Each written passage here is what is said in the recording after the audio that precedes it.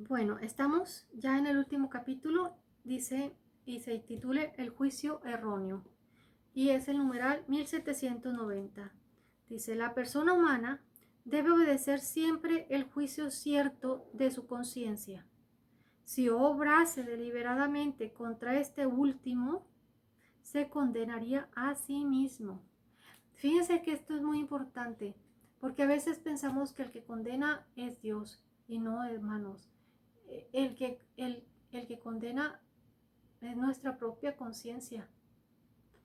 Es que nosotros, tarde que temprano, vamos a ver todo lo que hicimos. Y nosotros mismos nos vamos, nos vamos a condenar o, o vamos a estar justificados ante Dios. Pero Dios no quiere que nadie se condene.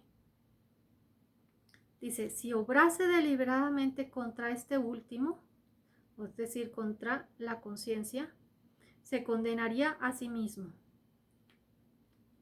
Pero sucede que la conciencia moral puede estar afectada por la ignorancia y puede formar juicios erróneos sobre actos proyectados ya cometidos. Es lo que hablábamos antes también, de que muchas veces, si la conciencia no está bien formada, pues esa persona, aunque la voz de su interior le llame, le hable, pues no va a saber discernir. Dice, esta ignorancia puede con frecuencia ser imputada a la responsabilidad personal. Así sucede cuando el hombre no se preocupa de buscar la verdad y el bien, y poco a poco, por el hábito del pecado, la conciencia se queda casi ciega. Dice, en estos casos la persona es culpable del mal que comete.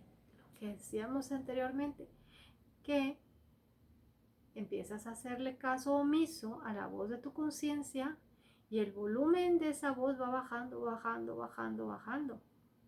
Pero es que en algún tiempo tú escuchabas la conciencia, pero la ignoraste, la ignoraste. Entonces ahí no hay ignorancia, sino que hay necedad. Fuiste necio, no escuchaste. ¿Ok? Dice, en estos casos la persona es culpable del mal que se comete. Dice, el desconocimiento de Cristo y de su evangelio, los malos ejemplos recibidos de otros, la servidumbre de las pasiones, la pretensión de una mal entendida autonomía de la conciencia, el rechazo de la autoridad de la Iglesia y de su enseñanza, la falta de conversión y de caridad pueden conducir a desviaciones del juicio en la conducta moral. Clarísimo, clarísimo. Si tú vives en una vida totalmente rodeado de pecado, rodeado de inmoralidad, pues es, pero muy normal que tus juicios se perturben, que tus juicios sean inmorales también. Dice, si por el contrario la ignorancia es invencible o el juicio erróneo sin responsabilidad del sujeto moral, el mal cometido, si por el contrario la ignorancia es invencible o el juicio erróneo sin responsabilidad del sujeto moral, el mal cometido por la persona no puede serle imputado, pero no deja de ser un mal, una privación, un desorden. Por tanto, es preciso trabajar por corregir la conciencia moral de sus errores. Es que, como dice por ahí, todo acto tiene una respuesta, o sea, todo, toda, toda acción tiene una reacción. Todo lo que tú hagas, consciente o inconsciente, pues va a tener una consecuencia. Entonces, ignorante o no ignorante, pues cometiste una inmoralidad, cometiste un abuso hacia otra persona, cometiste pues algo malo y tienes, o sea, tarde que temprano, pues eso te va a acusar o te va a causar daño a ti y a los demás también. Es como si estás en una terraza, por ejemplo, estás en una terraza y pues estás a la orillita, en la bardita, ¿verdad? Y en la bardita pues hay a lo mejor macetitas, ¿no? Hay macetitas. ¿Qué? Y pues te recargas y por accidente lanzas una maceta hacia abajo, ¿verdad? Y le cae en la cabeza a una persona y la daña. Pues aunque tú no hayas tenido la intención, aunque haya sido un accidente, entre comillas, pues tu acto, que no te fijaste, que no fuiste prudente para fijarte dónde te recargas, pues le hizo daño a otra persona. Dice, dice, la conciencia buena y pura es iluminada por la fe verdadera. ¿Ok?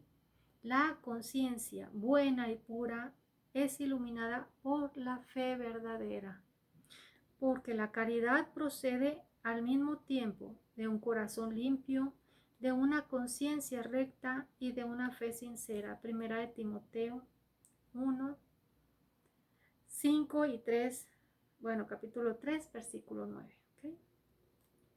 Dice, porque la caridad procede al mismo tiempo de un corazón limpio, de una conciencia recta y una fe sincera. Lo que decíamos sobre la caridad es que no hay caridad sin conciencia, sin prudencia, sin verdad. O sea, todo va junto, todo va, es como todo un grupo de ayudas, de bendiciones que nos ha dado nuestro Señor, de armas, de herramientas para enfrentar todo lo que tenemos que vivir en el día cotidiano. Y bueno, pues entonces bueno, dice, bueno, ya terminamos, pero yo quiero volver un poquito antes. Es que yo había leído algo que no lo encuentro.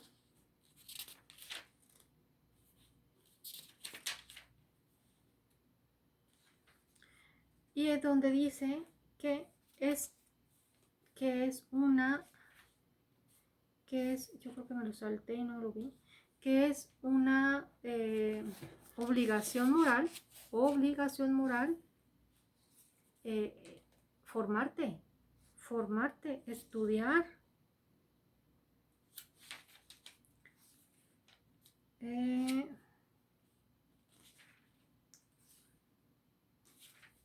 Dice,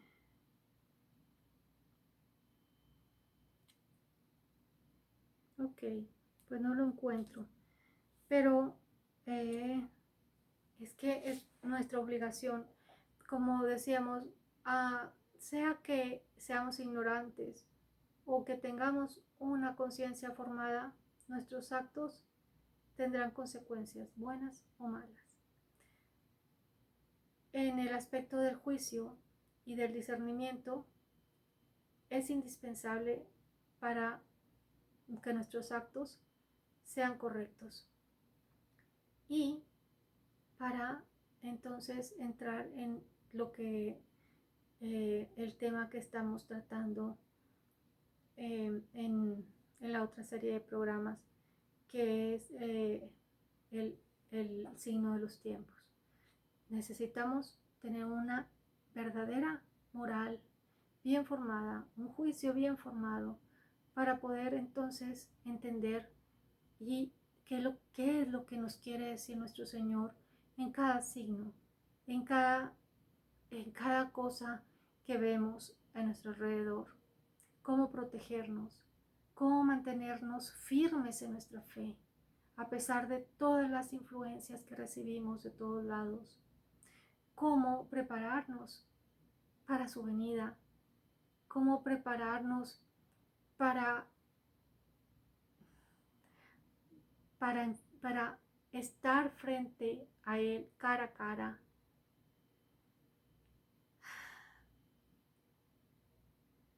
Hermanos, sigámonos entonces formando, sigamos teniendo nuestros espacios de oración y sigamos sobre todo leyendo la palabra de Dios, pidiendo la luz del Espíritu Santo. Con esto terminamos este capítulo. Los veo entonces, hermanos, en un siguiente programa, ya con un tema diferente. Muchas gracias. Que Dios los bendiga y que la Virgen los proteja siempre.